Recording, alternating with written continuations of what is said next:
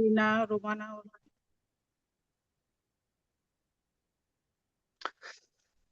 بسم الله الرحمن الرحيم الحمد لله رب العالمين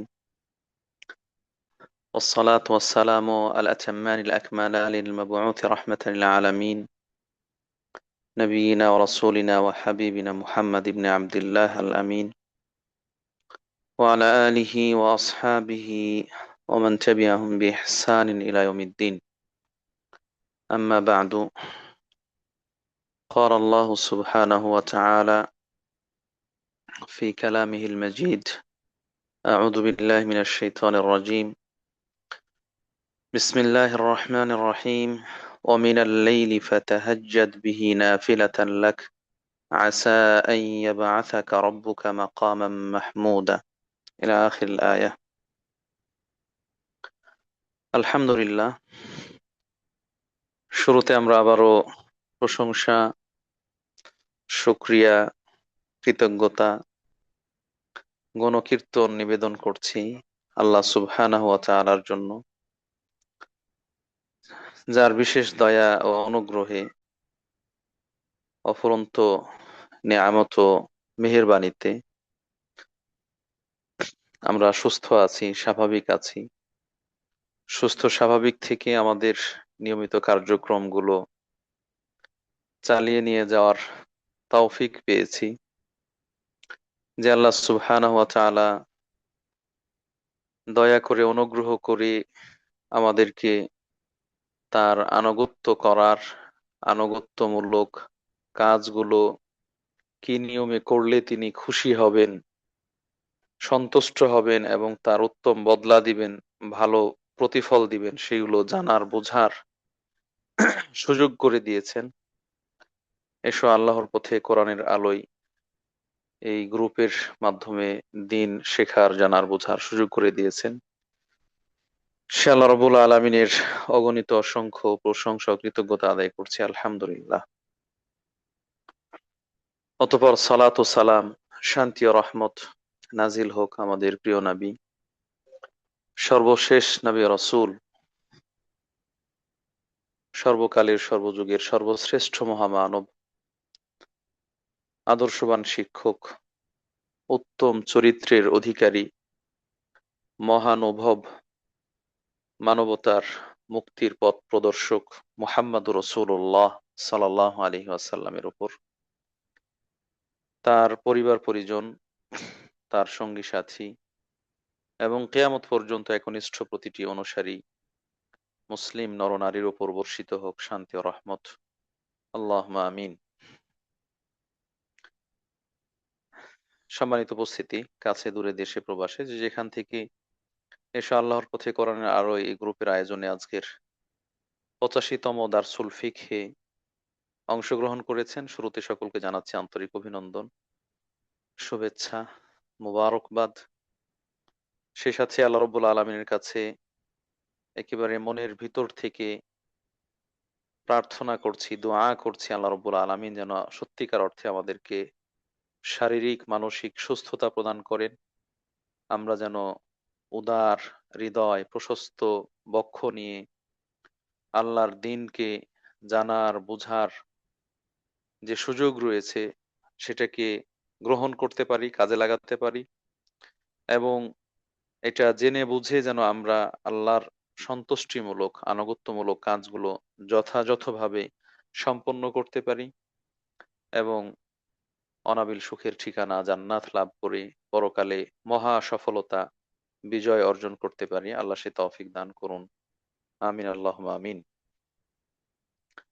সম্মানিত উপস্থিতি, আহ সে সাথে আরো দোয়া করছি যারা আজকের এই অনুষ্ঠানকে সার্বিকভাবে নির্বিঘ্ন করার জন্য, প্রাণবন্ত করার জন্য সহযোগিতা করেছেন, করছেন। আল্লাহ রাব্বুল আলামিন সকলকে উত্তম জাযা দান করুন, দুনিয়া আখিরাতে সম্মানিত করুন, বালা মুসিবত বিপদ আপদ থেকে হেফাজতে রাখুন, আল্লাহুম্মা আমিন। প্রিয় দিনী ভাই বোনেরা, ইতিমধ্যে আপনারা অবগত হয়েছেন আজকে আমরা 85তম দারসুল ফিকহে নফল ও সুন্নত সালাত সম্পর্কে, নামাজ সম্পর্কে কিছু আলোচনা উপস্থাপন করবো ইনশাআল্লাহ। আমরা যদিও ইতিপূর্বে আলাদাভাবে নফল ইবাদতের গুরুত্ব, প্রয়োজনীয়তা, ফজিলত, বিভিন্ন প্রকার নফল ইবাদত সেগুলো সম্পর্কে আলোচনা করেছি। আমার মনে হচ্ছে এক দুইবার তো হবেই। তা আজকে আমরা আলাদাভাবে শুধু নফল সালাত, যেহেতু সালাত বা নামাজের আলোচনা ধারাবাহিকভাবে আমরা উপস্থাপন করছি কিতাবুল ফিকহ আল মুয়াসসার সেই কিতাবের আলোকে, সেই হিসেবে তার সাথে সংশ্লিষ্ট নফল সালাত সেগুলো সম্পর্কে আলোচনা করব ইনশাআল্লাহ। ফরজ সালাতটা তো নির্ধারিত, এটা আমরা জানি, এবং এখানে কম বেশি করার কোনো সুযোগ নেই। একদিকে যেমন বাদ দেওয়ার সুযোগ নেই, অন্যদিকে বাড়ানোরও সুযোগ নেই। দৈনিক ৫ ওয়াক্ত সালাত, খামসু সালাওয়াতিন ফি কুল্লি ইয়াউমিন ওয়া লাইলা, 24 আওয়ার্সে ৫ ওয়াক্ত সালাত, ১৭ রাকাত সালাত, এটা পড়তেই হবে। ১৭-র জায়গায় ১৮ অথবা ১৭-র জায়গায় ১৫, ১৬ করার সুযোগ নেই। কিন্তু নফল এটা ব্যাপক, এটা ব্যাপক। সেই হিসেবে সে প্রসঙ্গে একটু আলোচনা গুরুত্বপূর্ণই বটে। এবং এই নফলের মাধ্যমে ফরজ তো আল্লাহর কাছে সর্বাধিক প্রিয় এবং শ্রেষ্ঠ ইবাদত, পাশাপাশি নফল এটাও কম গুরুত্বপূর্ণ নয়, যদিও আবশ্যক নয়, কিন্তু এটি গুরুত্বহীন এমনটা নয়। প্রথমে আমরা একটু পরিচয় জানতে চাই, যেহেতু নফল, সুন্নত, মুস্তাহাব এগুলো নিয়ে আমাদের অনেকেরই কনফিউশন থাকে। আহ বিভিন্নভাবে সেগুলোকে আমরা চিহ্নিত করার চেষ্টা করি, এবং যার কারণে সঠিকটা জানার থেকে দূরে থেকে যায়। নফল আরবি শব্দ, নাফলুন, নুন ফালাম, যার অর্থ হচ্ছে অতিরিক্ত। যার অর্থ হচ্ছে অতিরিক্ত। অতিরিক্ত বলতে এটা নির্ধারিত সংখ্যার অতিরিক্ত, নির্ধারিত বিষয়ের অতিরিক্ত, এক্সটেনশন আর কি। অথবা অন্যভাবে বললে আমরা বলতে পারি এটা কম্পালসারি নয়, ম্যান্ডেটরি নয়, বরং এটা হচ্ছে অপশনাল। এটা হচ্ছে অপশনাল। কিসের অপশনাল? এটা হচ্ছে ফরজের অপশনাল।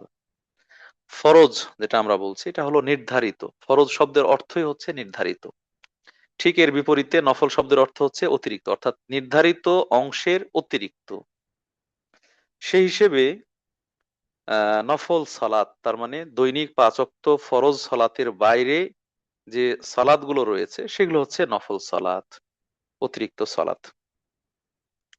আল্লাহ তাআলার বিশেষ অনুগ্রহ এবং দান তার বান্দাদের প্রতি, যেন কোনোভাবে বান্দারা বঞ্চিত না হয়, নিগৃহীত না হয়, এবং যে সফলতা রয়েছে সেই সফলতা থেকে দূরে সরে না যায়। এজন্য আল্লাহ তাআলা প্রায় অধিকাংশ ফরজ ইবাদতের পাশাপাশি সমজাতীয় নফল ইবাদতের ব্যবস্থা করেছেন। আলহামদুলিল্লাহ। ফরজ সালাত বা নামাজ রয়েছে, তার সাথে সাথে নফল সালাত বা নামাজ রয়েছে।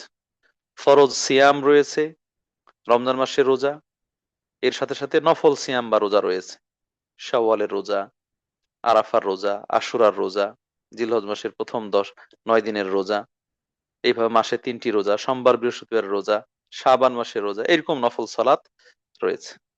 অনুরূপভাবে আল্লাহ রাব্বুল আলামিন দান ফরজ করেছেন, সাদাকা বা যাকাত, এটাকে ফরজ করেছেন। এই ফরজ দান বা সাদাকার পাশাপাশি তিনি নফল দানেরও ব্যবস্থা করেছেন, নফল দান এর ব্যবস্থা করেছেন। ঠিক একইভাবে হজ এবং ওমরা ফরজের পাশাপাশি নফল হজ, নফল ওমরার ব্যবস্থা করেছেন। তো এইগুলো আমরা কিছু উদাহরণ হিসেবে বললাম। এরকম দেখা যাবে আর অনেক ফরজ ইবাদত রয়েছে যে ইবাদতগুলোর সাথে নফল ইবাদতের ব্যবস্থা আল্লাহ রাব্বুল আলামিন করেছেন। এটা আল্লাহ তাআলার বিশেষ অনুগ্রহ এবং দয়া। কেন? যেহেতু ফরজ যেটা, এটা বান্দার কাছে প্রত্যাশা হচ্ছে বা বান্দার দায়িত্ব হচ্ছে, কর্তব্য হচ্ছে এটাকে 100% একেবারে শতভাগ নিরঙ্কুশ ভাবে আদায় করতে হবে, সম্পন্ন করতে হবে। এখানে যেন কোনো ঘাটতি না থাকে। এটা আল্লাহ রাব্বুল আলামিনের পক্ষ থেকে নির্ধারিত, এটা অবধারিত, এটা কম্পালসারি, আবশ্যক, অপরিহার্য। এটাকে এড়িয়ে যাওয়ার কোনো সুযোগ নেই। কিন্তু আল্লাহ রাব্বুল আলামিন সমজাতীয় নফল ইবাদতের ব্যবস্থা করেছেন যদি কখনো বান্দার অপারগতার কারণে, তার দুর্বলতার কারণে, অমনোযোগের কারণে ব্যর্থতার কারণে ঘাটতি চলে আসে, তাহলে যেন সেই ঘাটতিটা রিকাভার করতে পারে, সেই কমতিটা পূর্ণ করতে পারে। এই জন্য আল্লাহ রাব্বুল আলামিন এই নফলের ব্যবস্থা করেছেন। এই প্রসঙ্গে একটা বড় হাদিস এসেছে। হাদিসটি বুখারী মুসলিমে এসেছে, তিরমিজিতে মোটামুটি এভাবে এসেছে। আল্লাহ রাসূল সাল্লাল্লাহু আলাইহি ওয়াসাল্লাম বলছেন, ইন্না আউওয়ালা মা ইউহাসাবু বিহিল আবদু ইয়াওমাল কিয়ামাতি মিন আমালিহি সালাতু। কিয়ামতের দিন বান্দাকে তার আমল সংক্রান্ত বিষয়গুলোতে সর্বপ্রথম জিজ্ঞাসা করা হবে সালাতের বিষয়ে, নামাজের বিষয়ে। এটাই নামাজের অনেক অনেক গুরুত্ব উপস্থাপন করছে। এরপর আল্লাহ রাসূল বলছেন, ফাইন সালুহাত ফাকাদ আফলাহা ওয়া আনজাহ। যদি নামাজ গুরুত্বপূর্ণ ইবাদত, ফরজ ইবাদত, এর হিসাবটা মানুষ ঠিকঠাক মতো দিতে পারে, যথাযথভাবে দিতে পারে, কোনো ঘাটতি কমতি না থাকে, তাহলে ওই ব্যক্তিটা সফল, ওই ব্যক্তি বিজয়ী, ওই ব্যক্তি কৃতকার্য। তার আর দুশ্চিন্তার কারণ থাকবে না, ব্যর্থতার কোনো গ্লানি বয়ে বেড়াতে হবে না। ফাকাদ আফলাহা ওয়া আনজাহ, সে সফল বিজয়ী। আল্লাহু আকবার। পক্ষান্তরে যদি ফাইন ফাসাদাত ওয়াইন ফাসাদাত ফাকাদ খাবা ওয়া খাসির, যদি সালাতের হিসাব ঠিকঠাক মতো না হয়, আল্লাহ না করুক, যদি ঘাটতি চলে আসে, কমতি চলে আসে, তাহলে ওই ব্যক্তি ধরা খেয়ে যাবে। ফাকাদ খাবা ওয়া খাসির, সে ক্ষতিগ্রস্ত হয়ে যাবে, সে হতভাগ্যদের অন্তর্ভুক্ত হবে, দুর্ভাগাদের অন্তর্ভুক্ত হবে। এই হচ্ছে প্রধান অবস্থা, প্রথম অবস্থা, স্বাভাবিক অবস্থা। ফরজ সালাতের হিসাব ঠিক হলে সে সফল, আর যদি কোনো ঘাটতি চলে আসে তাহলে সে ব্যর্থ, হতাশ, দুর্ভাগা। এরপরে আল্লাহ রাব্বুল আলামিন, তিনি যে বান্দাদের প্রতি দয়ালু, তিনি যে অনুগ্রহকারী, তার যে অসীম করুণা এবং অনুকম্পা, সেটা এখানে ফুটিয়ে তুলেছেন, তুলে ধরেছেন। فإن انتقص من فريضته شيء يقول رب تبارك وتعالى انظروا هل لعبدي من تطوع। তার ফরজের যদি কোনো ঘাটতি চলে আসে, ঠিকঠাক মতো না হয়, আল্লাহ সুযোগ দিবেন, ফেরেশতাদেরকে বলবেন, তোমরা একটু দেখো তো আমার এই বান্দার কোনো নফল আছে কিনা। আল্লাহু আকবার, সুবহানাল্লাহ, আলহামদুলিল্লাহ। আল্লাহ তাআলা এভাবে সুযোগ দিবেন, দেখো তার কোনো নফল আছে কিনা। তাতাওউ, এটা নফলের প্রতিশব্দ। আমরা তো নফল বলছি, আরবিতে এটি একটি প্রতিশব্দ, এটা হচ্ছে সিনোনিম। এভাবে এসেছে যে নফল অথবা তাতাউ, যেটা কারো উপর চাপিয়ে না দেওয়ার পরেও নিজ ইচ্ছায়, স্বেচ্ছায় করে, সেটাকে তাতাউ বলা হয়। এখান থেকে আমরা স্বেচ্ছাসেবক বলি, যারা নিজের উদ্যোগে, নিজ ইচ্ছায়, কেউ তাকে ফোর্স না করার পরেও সে সম্পন্ন করে। তো এরকম আহ তাতাউ আছে কিনা, নফল আছে কিনা, সেটা দেখো।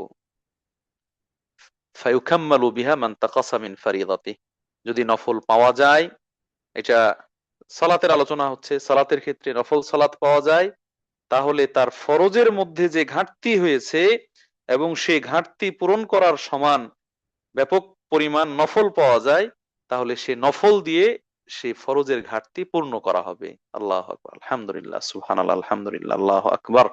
এটি বান্দার প্রতি আল্লাহ রাব্বুল আলামিনের অনেক বড় অনুগ্রহ। যদি অনুগ্রহ না করতেন তাহলে ফরজের ঘাটতির কারণে ধরা খেয়ে যেতে হতো, যেখান থেকে ছাড় পাওয়ার, পার পাওয়ার কোনো সুযোগ থাকতো না, শাস্তির সম্মুখীন হতে হতো। এরপর আল্লাহ রাসূল সাল্লাল্লাহু আলাইহি ওয়াসাল্লাম বলছেন, হাকাদা ইয়াকুনু ফি সাইরি আমালিহি। এটা তো সালাতের কথা বললেন, নামাজের কথা বললেন, এইভাবে অন্যান্য সকল ইবাদতের ক্ষেত্রে যেখানে ফরজের পাশাপাশি নফল রয়েছে, ফরজের ঘাটতি হলে আল্লাহ তাআলা নফল দিয়ে সেটি পূর্ণ করবেন। এটাই বলছিলাম যে ফরজ, এই জায়গায় ঘাটতি নিয়ে আসার কোনো সুযোগ নেই, এটি 100% রিকোয়ারমেন্ট, এটা ফুলফিল করতেই হবে। কিন্তু যদি ঘাটতি আসে, তাহলে সেই ঘাটতি রিকভার করার সুযোগ রেখেছেন আল্লাহ তাআলা অনুগ্রহ করে নফলের মাধ্যমে। সম্মানিত উপস্থিতি, আমরা নফলের পরিচয় বলছিলাম। তাহলে ফরজের অতিরিক্ত যা, সেটা হচ্ছে নফল। এবং নফলের পাশাপাশি আমরা আরেকটি নাম পেলাম হাদিসের ভাষ্য অনুযায়ী, সেটি হচ্ছে তাতাউ। এটাকে তাতাউ বলা হয়, তা ত ওয়াও আইন, তাতাউউন। এরপরে ওলামায়ে কেরাম, বিশেষ করে ফুকাহায়ে কেরাম যারা ফিকহ বিষয়ে আলোচনা করেছেন, তারা এটাকে মুস্তাহাব নাম দিয়েছেন। এটাকে মুস্তাহাব এই নামও দিয়েছেন। মুস্তাহাব হচ্ছে পছন্দনীয়, হ্যাঁ প্রিয়। মুস্তাহাব হচ্ছে প্রিয় বা পছন্দনীয়। এটাকে মানদুবও বলা হয়, অর্থাৎ যার প্রতি আহ্বান জানানো হয়েছে, নির্দেশনা প্রদান করা হয়েছে। অনুরূপভাবে এটাকে আমরা সুন্নত নামেও চিনে থাকি, অনেকে সুন্নত নামে চিনে থাকি, যদিও এখানে সুন্নাহ এই পরিভাষাটা কিছু পরিভাষাগত দিক থেকে অন্যগুলোর থেকে ডিফারেন্ট, আলাদা। সালাতের ক্ষেত্রে সুন্নত সালাত হচ্ছে যেই সালাত গুলো আল্লাহ রাসূল সাল্লাল্লাহু আলাইহি সাল্লাম বিশেষভাবে আদায় করেছেন, আহ, প্রায় গুরুত্ব দিয়ে আদায় করেছেন, এটাকে সুনান রাওয়াতিবও বলা হয়। হ্যাঁ, মানে নিয়মিত বা নির্ধারিত সুন্নত, নির্ধারিত সুন্নত সালাত। প্রিয় উপস্থিতি, আলহামদুলিল্লাহ আমরা তাহলে মোটামুটি নফলের একটু ডেফিনেশন পেলাম, পরিচয় পেলাম, যে ফরজের অতিরিক্ত যা সেটাই হচ্ছে নফল। এই নফলকে আরো ক্লাসিফিকেশন করা হয়েছে, ভাগ করা হয়েছে এইভাবে, যে নফল মুতলাক আর নফল মুকাইয়াদ। একটা হচ্ছে জেনারেল নফল, আরেকটা হচ্ছে ইন জেনারেল নফল, নির্দিষ্ট নফল। জেনারেল নফল যেটা নির্দিষ্ট সময় বা নির্দিষ্ট সংখ্যা বা নির্দিষ্ট ব্যক্তির উপর নির্ভরশীল নয়, বরং এটা আনলিমিটেড। এটা আনলিমিটেড, যখন তখন যে কোনো সময় সেটি আদায় করা সম্ভব। এটা হচ্ছে নাফল মুতলাক, নাফল মুতলাক। আরেকটা হচ্ছে নির্দিষ্ট নাফল মুকাইয়াদ, নির্ধারিত। নির্ধারিত এটা যদিও ফরজের অতিরিক্ত কিন্তু নির্ধারিত। এই অনেক সময় সংখ্যার দিক থেকে নির্ধারিত, অনেক সময় সময়ের দিক থেকে নির্ধারিত, অনেক সময় ব্যক্তি ক্ষেত্রে ব্যক্তি পর্যায়ে নির্ধারিত। সম্মানিত উপস্থিতি, সেই হিসেবে আমরা নফল যে সালাত রয়েছে সেই সালাতের ক্লাসিফিকেশন গুলো এবং সেগুলোর সুনির্দিষ্ট কোথাও কোথাও ফজিলতের কথা বলা হয়েছে, সেগুলো সম্পর্কে আমরা কিছুটা আলোকপাত করার চেষ্টা করব ইনশাআল্লাহ। প্রথমত আমাদেরকে এই মূলনীতি মনে রাখতে হবে যে দুনিয়াতে আল্লাহ রাব্বুল আলামিন যতগুলো ইবাদতের অনুমোদন দিয়েছেন, যে কাজগুলো করলে আল্লাহ খুশি হন, যে কাজগুলো করলে আল্লাহর সন্তুষ্টি পাওয়া যায়, আল্লাহর নৈকট্য লাভ করা যায়, এই কাজগুলোর মাঝে শ্রেষ্ঠ, প্রথম শ্রেণীর, ফার্স্ট ক্লাস আমল হচ্ছে, ইবাদত হচ্ছে যা তিনি ফরজ করেছেন, যেগুলো আবশ্যক করেছেন, এটা হচ্ছে শ্রেষ্ঠ, এটা হচ্ছে উত্তম। এটা আল্লাহর কাছে বেশি পছন্দনীয়, এই জন্যই তো আল্লাহ ফরজ করেছেন, অবধারিত করেছেন। যদি বেশি পছন্দনীয় না হতো তাহলে এটা নর্মাল রেখে দিতেন, এর মধ্যে কোনো আহ নির্দেশনা থাকতো না, সাধারণভাবে মন চাইলে করলে করলেন, না চাইলে না করলেন। কিন্তু যেহেতু এটি আল্লাহর কাছে অধিক পছন্দনীয়, এজন্য আল্লাহ তাআলা এই কাজগুলোকে আবশ্যক করে দিয়েছেন, অপরিহার্য করে দিয়েছেন। এই জন্য ফরজ ইবাদত গুলোকে সর্বাধিক গুরুত্ব দিয়ে একেবারে যথাযথভাবে, যথা নিয়মে, যথা সময়ে আদায় করা দরকার। কারণ আল্লাহ রাব্বুল আলামিন খুশি হয়ে এই ইবাদতটা প্রযোজ্য করেছেন, এটাকে শরীয়তের অন্তর্ভুক্ত করে নির্দেশ প্রদান করেছেন। এই ব্যাপারে বুখারী মুসলিমে সহিহ হাদিস এসেছে, আল্লাহ রাসূল সাল্লাল্লাহু আলাইহি ওয়াসাল্লাম বলছেন, লম্বা হাদিস, আমি কিছু ওই উদ্দিষ্ট অংশটুকু বলছি। ওমা তাকাররাবা ইলাইয়া আবদি বিশাইইন আহাব্বা ইলাইয়া মিম্মা ইফতারাজতু আলাইহি। ওমা তাকাররাবা ইলাইয়া আবদি বিশাইইন আহাব্বা ইলাইয়া মিম্মা ইফতারাজতু আলাইহি।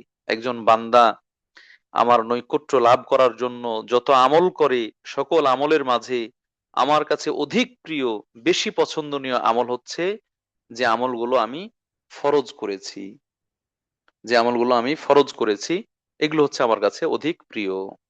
অতএব ফরজ সালাত, ফরজ সিয়াম, ফরজ জাকাত, ফরজ হজ, এগুলো হচ্ছে আল্লাহর কাছে সবচেয়ে প্রিয়। এটাকে আমাদের সবচেয়ে প্রায়োরিটি দেওয়া দরকার, গুরুত্ব দেওয়া দরকার। এরপরে আসি নফলে, এরপরে আসি নফলে, যেটা ফরজের অতিরিক্ত, সেটাও গুরুত্বপূর্ণ, গুরুত্বহীন নয়। কেন গুরুত্বপূর্ণ? যেহেতু আমরা প্রথম পয়েন্টই বললাম যেটা গুরুত্বপূর্ণ, যেহেতু নফলের মাধ্যমে ফরজের ঘাটতি পূরণ হয়, ফরজের ঘাটতিটা রিকাভার করা যায় এই নফল বা সুন্নত সালাতের মাধ্যমে বা সুন্নত ইবাদতের মাধ্যমে। অতএব এটা এদিক থেকে গুরুত্বপূর্ণ। অন্য দিক থেকে আর অনেকগুলো গুরুত্বপূর্ণ দিক রয়েছে। এই নফল ইবাদত গুলো আদায় করলে আল্লাহ রব্বুল আলমিনের প্রিয় বান্দায় পরিণত হয়, আল্লাহর মাহবুব হওয়া যায়, আল্লাহর আশেক হওয়া যায়। এই ব্যাপারে স্পষ্ট হাদিস রয়েছে, ওয়ালা ওমা যালা আবদি ইয়াতাকাররাবু ইলাইয়া বিন নওয়াফিল হাত্তা উহিব্বাহ। বান্দা নফল ইবাদতের মাধ্যমে আমার নৈকট্য লাভ করতে চায়, করতে থাকে, এমনকি আমি তাকে ভালোবেসে ফেলি, আমি তাকে ভালোবেসে ফেলি। সে আমার পছন্দের মানুষে পরিণত হয়, প্রিয় বান্দায় পরিণত হয়। আল্লাহ আকবার, আল্লাহ, এটা আল্লাহর পক্ষ থেকে স্বীকৃতি। দুনিয়ায় কত মানুষ দাবি করছে আমি আল্লাহকে ভালোবাসি, আমি অমুককে ভালোবাসি, আমি অমুককে ভালোবাসি, কিন্তু যাকে ভালোবাসে সে যদি মেনে না নেয়, তাহলে আপনার দাবির কোনো দাম নাই। একপাক্ষিক, এক পক্ষের ভালোবাসা। তা আল্লাহ সুবহানাহু ওয়া তাআলা আসমান জমিনের সৃষ্টিকারী, রব্বুল আলামিন, যিনি বিশ্বজগতের প্রতিপালক, নিয়ন্ত্রণ কর্তা, অসীম ক্ষমতার অধিকারী, সে আল্লাহ রব্বুল আলামিন আপনাকে ভালোবাসবেন সেই স্বীকৃতি দিয়েছেন, সেই ঘোষণা দিয়েছেন। কিসের ক্ষেত্রে? বিন নওয়াফিলি, যখন সে বেশি বেশি নফল ইবাদতের মাধ্যমে আমার নৈকট্য লাভ করার চেষ্টা করে। আল্লাহ আকবার। আমরা আলোচনা লম্বা হয়ে যাচ্ছে আর কি অন্যদিকে, তবে সম্পৃক্ততা আছে। এর আগে বলেছি, এবং হাসিনা আপুর কাছেও আপনারা শুনে থাকবেন, অন্য শাইখরাও বলেছেন, হাদিসে এসেছে, সহিহ হাদিস, যখন আল্লাহ কোনো ব্যক্তিকে ভালোবাসেন, যখন আল্লাহ কোনো ব্যক্তিকে পছন্দ করেন, তখন আল্লাহ রব্বুল আলামিন তার কাছে যারা অবস্থান করছে, কাছাকাছি অবস্থান করছে ফেরেশতা মণ্ডলী, তাদেরকে ডেকে বলেন, হে অমুক, জিব্রাইল বা ইসরাফিল বা মিকাইল, আমি আমার দুনিয়ার অমুক বান্দাটাকে ভালোবাসি, তোমরাও তাকে ভালোবাসো। আল্লাহ আকবার। আল্লাহ শুধু ভালোবেসে ক্ষান্ত হচ্ছেন না, বরং ফেরেশতাদেরকে, সম্ভ্রান্ত নেতৃস্থানীয় শীর্ষ পর্যায়ের ফেরেশতাদেরকে নির্দেশ দিচ্ছেন, অমুককে আমি ভালোবাসি, তোমরাও তাকে ভালোবাসো।